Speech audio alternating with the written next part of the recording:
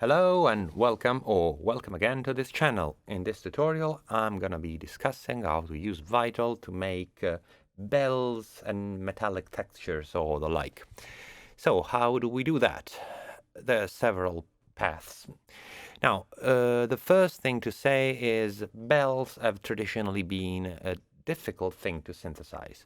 They're not a difficult thing to synthesize with the technology we've had for something a little over 30 years. But if you were trying to do that in a purely subtractive context, they're really kind of tricky because it's very hard to get that sort of sparse harmonic structure and that thing when all you can do is basically filter some frequencies out of something with a definite and predictable harmonic structure.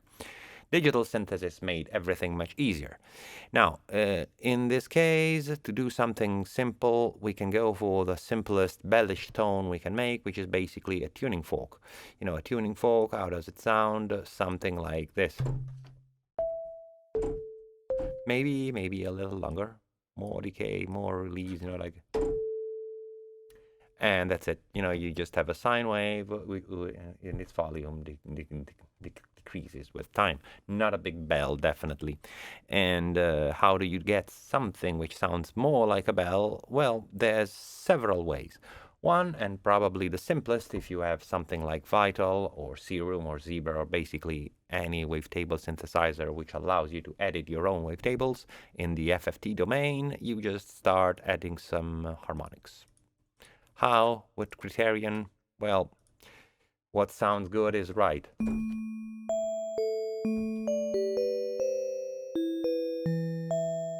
And this thing already, if you added a little bit of a text sound, would be a good base for making something akin to, say, a music box patch or something like that.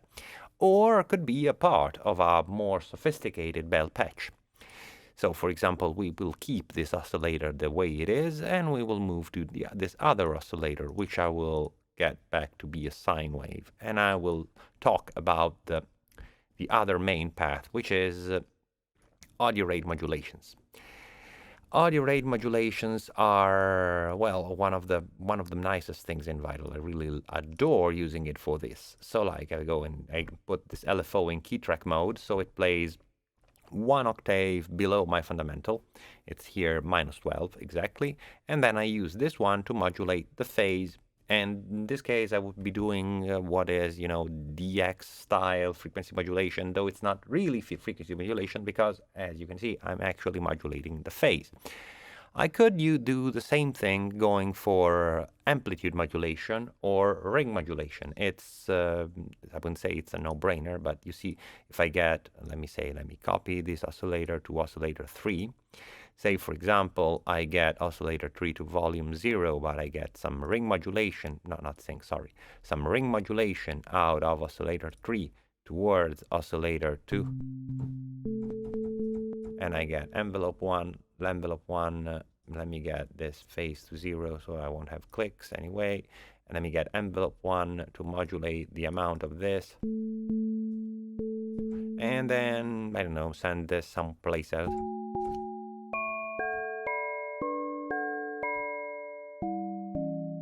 And you can change the amount. The amount of envelope will change the thing, and the timbre will be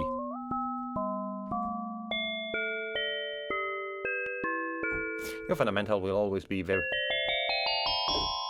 recognizable, but you will have this distinct enharmonic attack, which is what makes a bell sound like a bell. The other way, going again to what I was doing earlier, is going for frequency modulation or phase modulation. I've used the other oscillator for that as well, but I think it's more interesting to do it with LFOs. So if I get this one and modulate the phase, now I get this thing which sounds not right. Why? Because I'm modulating with this shape. This is a ramp wave and it's mapped into another ramp wave. So, and this is not nice. We have all the harmonics, as you know, from a sawtooth or a ramp wave, and what we want is actually a very small amount of harmonics, namely like 1. So I'm saying I've made these LFO shapes, which are pretty easy to make yourself. I mean, they're really nothing that demanding. You probably can find them in many of my free packs on Gumroad. There's patches that use these LFOs, and you can say them yourself if you're too lazy to make them your own. And we got something quite bellish, don't we? Now, to make things more interesting, you see this thing here, I made it linear, and you might wonder, why did he make it linear? Because what I can do here is getting this envelope to modulate my oscillator one, the amount of... And I can change the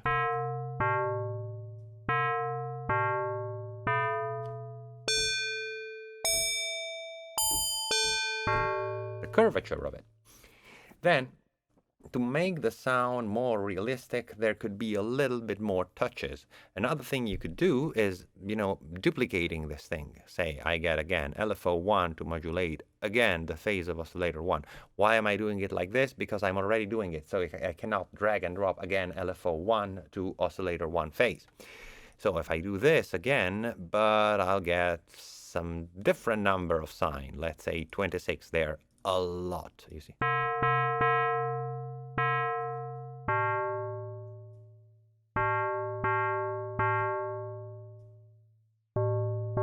Oh, right, it's oscillator 1. It should be oscillator 2 phase. Right, of course. Now, you see, this is a lot of clanging metal. Yeah, right, really, really a lot. So we'll get, again, LFO1 modulating how much of this clanging metal we have. And we will get that. Maybe we want some in the beginning, but we want it to...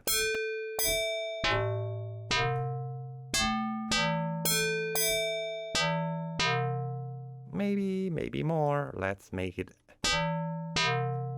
everything long.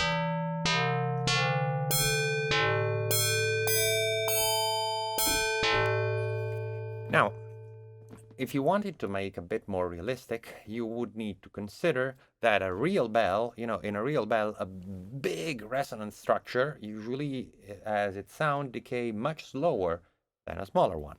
So in order to get that, you would probably go and scale the decay and the release of our envelope 1 or envelope 2 if you did it with more envelopes. I mean, I'm being greedy with envelopes, but you can be as generous as you want, as much as your computer allows you to be. I can get the keyboard tracking to modulate the decay and, in this case, the release too. Why am I doing both the decay and the release? Because you do not want the sound to stop immediately as you get your finger off the keyboard, or as soon as the note stops, because it's a bell. They don't do that. So in this case, we have that notes will be longer and they'll be shorter when we go to have a higher note. Let's make it more relevant and more important. So this way, it's still...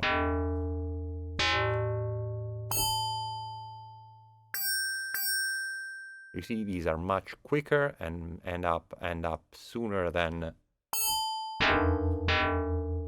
these ones.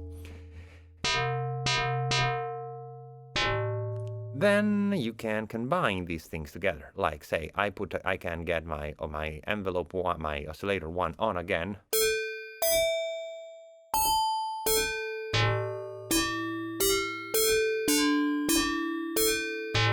This already doesn't sound realistic. Why? Because, oops, sorry, I made a cluster and that wouldn't sound realistic, definitely.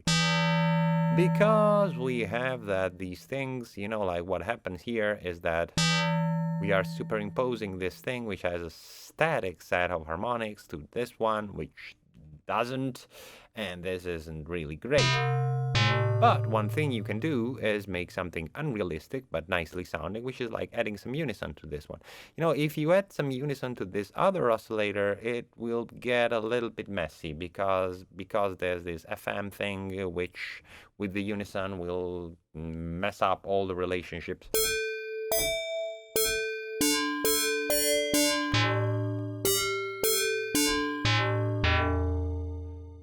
Now, I'm really not liking this. I did not make a nice wavetable for that purpose, or at least it had too many metallic overtones. No, this too, but I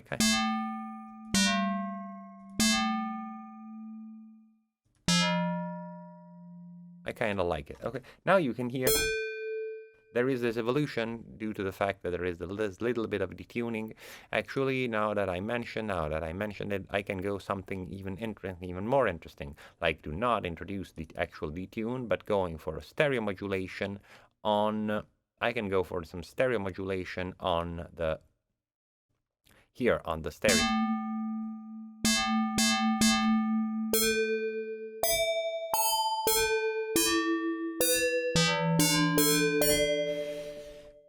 And another thing I want to mention, and that really makes a difference, and I don't know if YouTube allows you to get it, is that for this type of sounds, when you start doing a bunch of these things, the more you make, the more critical it becomes, you might want to increase the oversampling. You might hear that there is,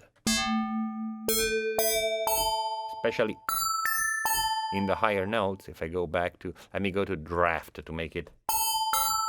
You can hear this aliasing noise, which isn't too nice. While if I go, it sounds a lot cleaner. And if you go to 8 times oversampling, it will sound even cleaner.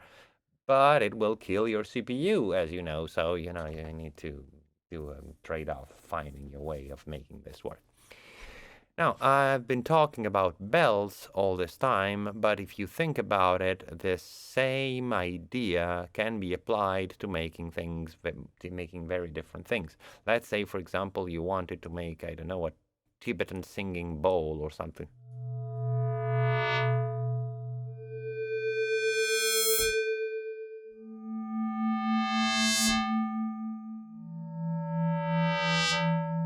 Or something like that.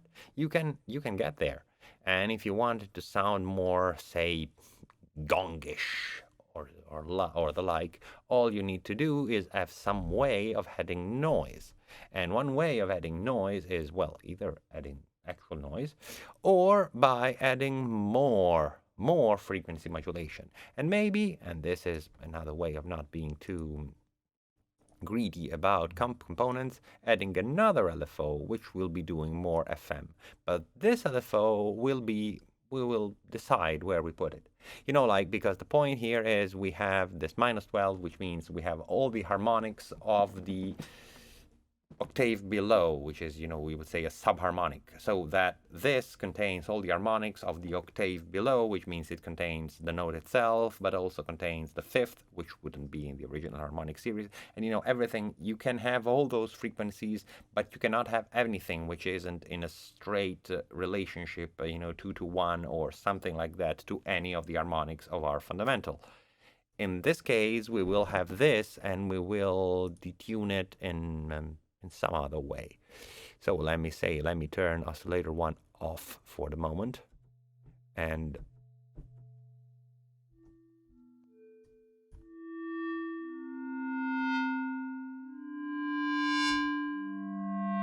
now I'll get LFO2 to modulate again the phase. We have again this sawtooth thing, which isn't really too nice. Let's go for 9 sines, or even better, let's go for 1 sine.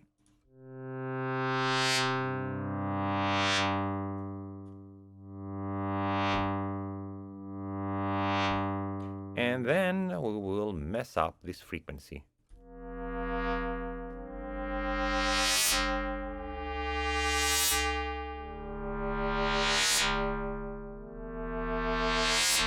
It gets really noisy.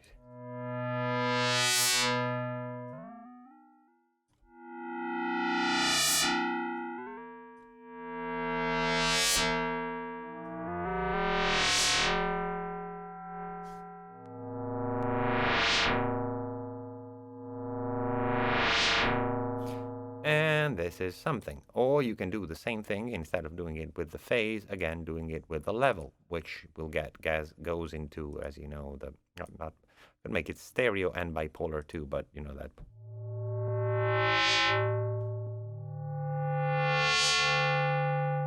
gets into this slightly different.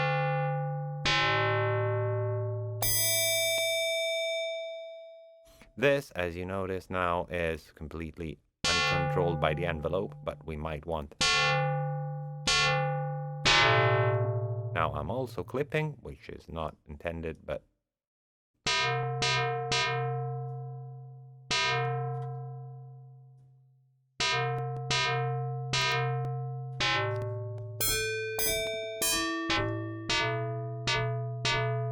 my processor isn't too happy with my 4 times oversampling, so I think it is time to say, with this not too nice bell, I've done way better. You see, and you can find a lot better ones in the packs you find on my Gumroad, really, and you probably have heard me playing some of those better ones already, but there's a thing, you know, the process for making, I did not come here having, as some others do. I mean, I won't be trash talking any other YouTuber, but I really don't see the point of having people know, you know, you gotta set this parameter to exactly what is the number 0.535. No, that isn't how it works. That isn't how I remember how to make patches. That isn't how people make sounds. You know, it's like it's a trial and error process. You know approximately where you're going and you look for the thing, and you will eventually mess it up on the way. You will get it right, you will not get it right. And since I'm doing a video and there is a thing called Murphy's Law, I end up messing up all the times that I'm trying to record it. And I had made a wonderful bell patch before starting to do this video, and now I could not make it just like that. So, as I said, have fun with this. It's, you know, it's just one idea because, you know, you have, the synth has a lot more, you know, like I'm making this sound just with one oscillator. And that, as you know, that as its meaning, because you can have 2 more oscillators doing all kinds of things. You can have your noise generator maybe going into, say yes, this one to filter 1, making it go into a comb filter. You know, comb filters would be great for making bells, but the ones in, and now I will have to say, for example, I can get envelope 1 to modulate this volume and get this low, but then I will go again and do this thing with my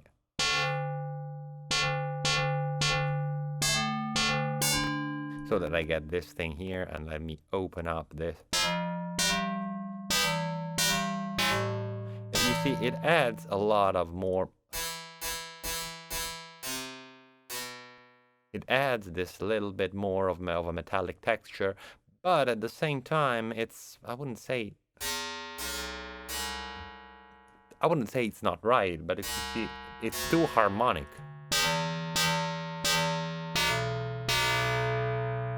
And that is where other synth producers have done, I'd say, a little better than this, or Serum, for example, because there is a possibility of having resonators which don't sound entirely harmonic. They are, you know, a little bit more dissonant and better for doing these type of things. I mean, this is great for making stringing, you know, like picked guitars or things such as similarly tuned percussions, but a bell or a more metallic texture has the thing of having some inharmonic content, something dissonant within it, and I cannot get it through this type of filtering.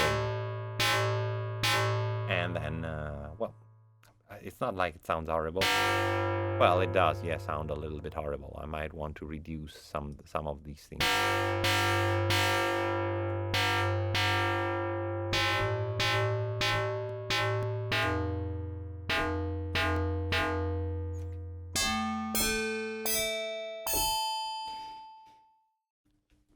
So this is it. I hope you have fun, and I wish you happy experimenting in the land of bells, remembering that, I mean, I didn't even bother going into the effects, but all of these sounds get a lot more believable with a little bit of reverb on. The fact that you can, if you give up, physical realism, add some unison to them, or make a bunch of these modulations stereo and having, a bunch of other interesting effects so that they are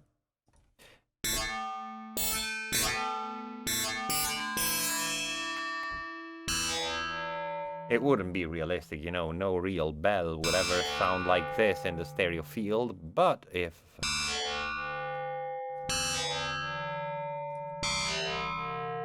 we can make it, and it's still an interesting sound. You could use some unison, which is definitely, again, something you wouldn't see on a bell, and the results could be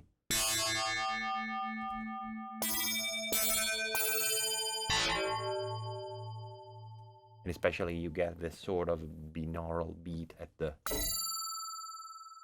in the tail of the sound because it's slightly detuned, or you could get it wildly detuned and make things absurdly noisy. And interestingly enough, they kind of they seem to be more tuned than they are because there's this thing which it hasn't been detuned like crazy, which is anyway. Again, thank you for the attention. Please check the links in the description. There's everything about Deep Stance production for which I'm working. We provide one-on-one mentoring and a bunch of other audio-related services. And there's my Gumroad. There's lots of patches for Vital. There's soon going to be some more patches for Zebra and Diva. I made a whole pack called the Practical, Vital and Practical, which is a bunch of, I'd say, the more, concrete and usable patches for this synth, and I think they're probably the best feat of sound design I've done yet. That you can find a little teaser video here on this channel, on which I, since you've been with me this long, I invite you to please like and subscribe. And this said, bye.